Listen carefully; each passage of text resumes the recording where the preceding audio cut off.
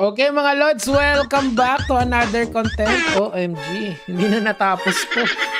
Well, may part 2. Ito na yung part 2 natin. So kung gusto nyo ng buong konteksto dito, panoorin nyo muna syempre yung part 1.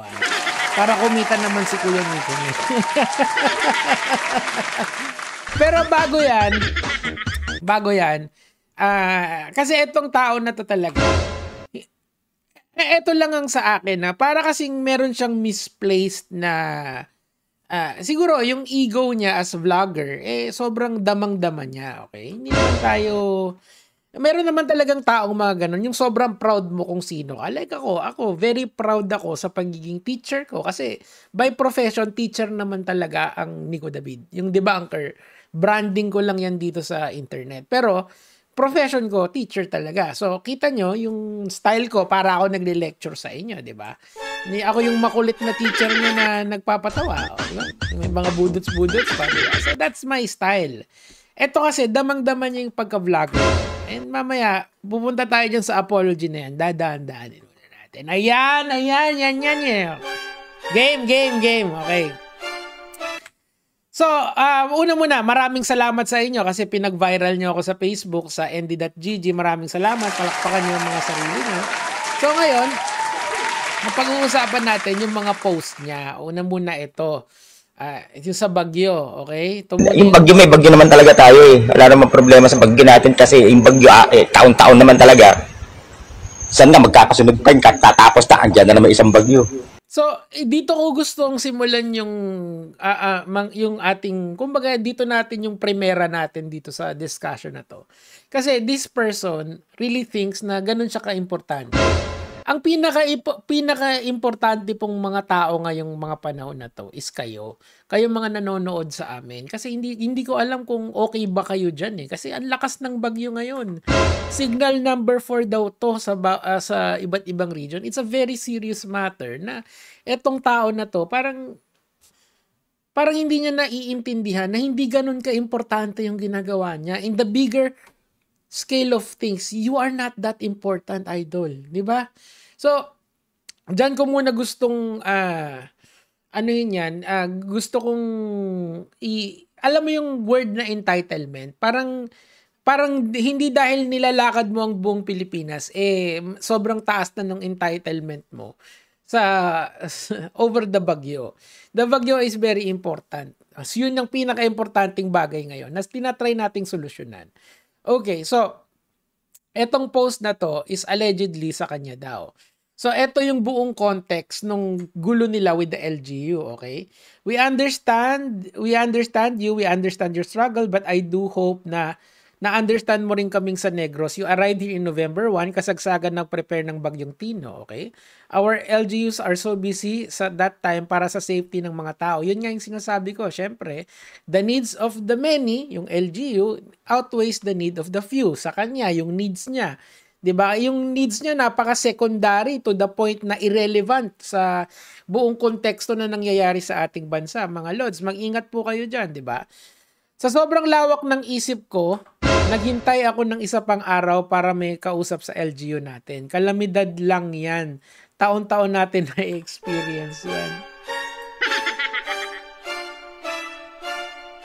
Pero yung bumisita sa inyo, tatartuin nyo ng ganito, LGU yan, wag naman. Una, hindi ka importante, idol. Tandaan mo, you are not important. O hindi ka importante, yawa ka. Hindi. Hindi, kayawaan naman yan. Galawang yawa naman talaga yan. Di ba? Mga kunichiyawa kayo. Anyway. Tuloy natin. Ito, galing kay Aggie Smith. Okay? According sa kanya, dapat daw, sorry, i-disqualify na tong tao na to. Bakit daw? Kasi nga, nakita nyo na may daladalang nasumakay siya. Hindi ko naman alam yung rules dyan sa, hindi ko alam yung rules dyan sa Guinness World Record sa Philippine Loop. Pero kasi may gumawa na namang ng iba niya na parang mag-asawa daw. I'm not sure. Tingnan natin kung nandito. Pero ang point ko, eto, 'di ba? Sumakay din siya dito. Galing to kay Brotherman, 'di ba? So, ang point dito,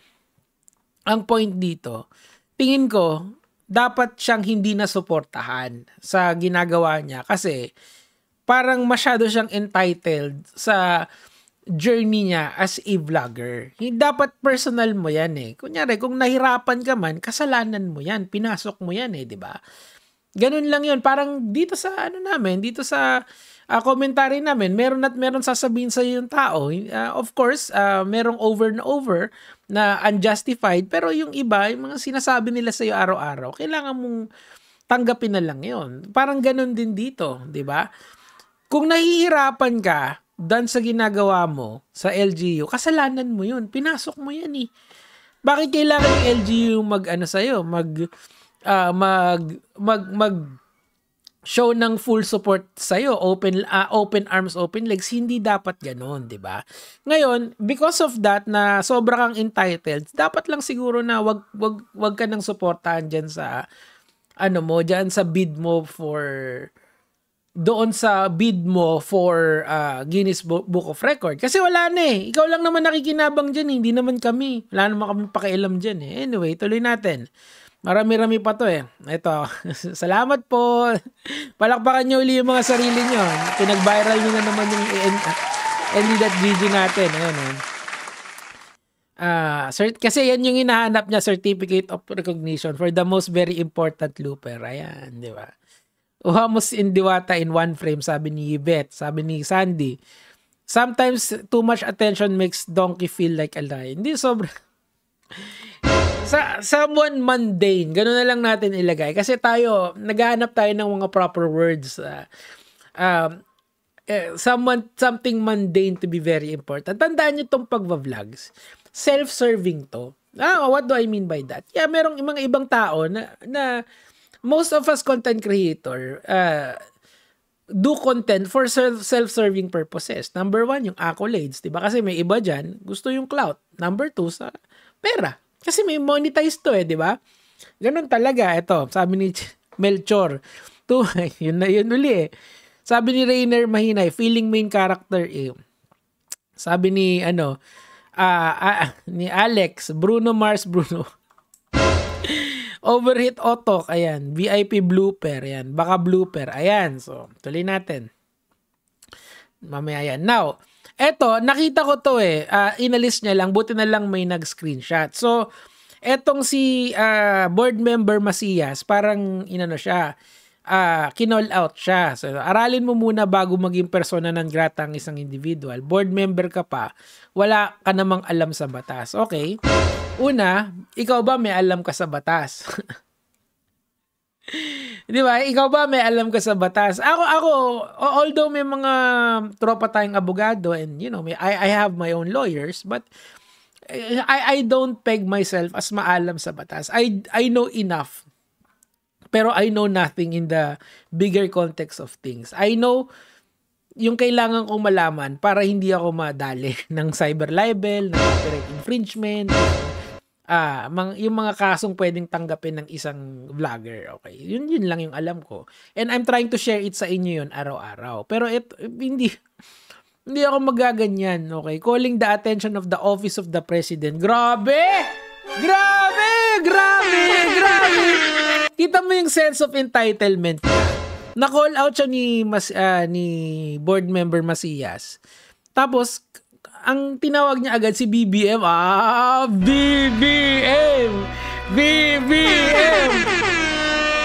Biruin mo, si BBM ngayon, whether you like him or not, busy yun. Kasi syempre, nagbababaha sa buong Pilipinas eh. Tapos pupunta siya doon sa mga disaster-prone area para tumulong doon. Biruin mo, ikaw bababain ka niya para lang...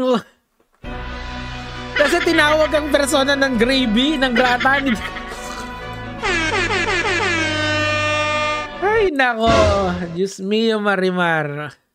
Basta pag dumaan to sa Antipolo, magpapapicture ako dito para naman ma-feel niyang importante siya, di ba? Naka-monitor po kayo sa akin, di ba? Bakit bigyan ng disciplinary action tong bobo sa batas? Actually, pwede yung mga government officials or pwede silang mag-motion para i-move to i-persona non grata ang isang tao. Pwede niyang sabihin yun. Kung sa gobyerno siya nagtatrabaho, and I think kailangan mo talaga ma-persona non grata. you are not welcome. Para naman ma-disqualify ka dun sa Philippine Loop mo. Gusto ko yun kasi ginawa niyang personality niya or ginawa niyang personality niya yung Philippine Looper niya. Gets nyo? Ako naman, etong pagso-social media, hanggang social media lang to, yung debunker image, yung ganyan. Pero true and true, yung private life ko is still private. Ito kasi parang wala nang blurred na yung lines gets nyo? Yan ang mahirap pagka masyado mong ini-internalize yung pagiging content creator mo. Yes, you are a content creator, pero lagyan mo naman ng self-respect yung sarili mo. Hindi sa lahat ng oras, content creator ka. Diba? May private life ka pa rin. Ito wala na-call out ka. Bakit ka ba kino-call out? Gets mo ba kung bakit ka kino-call out? Diba? Ka-call out ka naman. No? Tuloy natin. Sabi ko nga sa inyo, madami to Nireserba ko na para isang bagsakan na lang. Ito, gusto ko to Ito yung pinaka-paborito ko Okay, ano yung konteksto nitong letrato na to? Etong si Idol. Siyempre, kukuha ka ng sahod. Kasi kami, yung sahod namin, nasa dollar account. Siyempre, matagal na ako may dollar account. Wala pa ako sa YouTube, may dollar account na ako So, doon pumapasok yung sahod ko. Nakaruta na ron, di ba? Lahat ng kailangan na bawasan nyo na, kinanginan nyo. Okay. So, yung iba kasi, pinadadaan nila sa money exchange, di ba? So, yung iba sa MLuwilier nagwi-withdraw sa Facebook, yung Western Union, ganyan, alam niyo na yan, mga basic yan Etong si Idol. Sakit ng ulo ko, Brad! Eto na naman yung, naalala niyo yung nagkwentuhan tayo nung huli, di ba? Pag umiinom ka ng Slurpee, nung araw to, ewan ko kung naabutan nyo yung Slurpee. Pag uminom ka ng gano'n, brain freeze ka. Alam mo yun? Eto na brain freeze ako nung nalaman ko tong story na to Kukubra siya ng sahod. Wala siyang ID. Alam mo ginawa nitong, asan ba yung phone ko para damang-dama ko yung kwento. Etong tao na to, ang ginawa, pinakita yung pinakita yung kanyang cellphone. Tapos pinakita yung Facebook niya na may blue check mark. Hindi yan valid ID, tanga! Sorry. Hindi ba? Kasi may blue check mark naman. Hindi ako yan. Hindi, that's not the point. Hindi naman government issued ID yung blue check mark ng Facebook mo gets? Ay, patawarin ng Panginoon talaga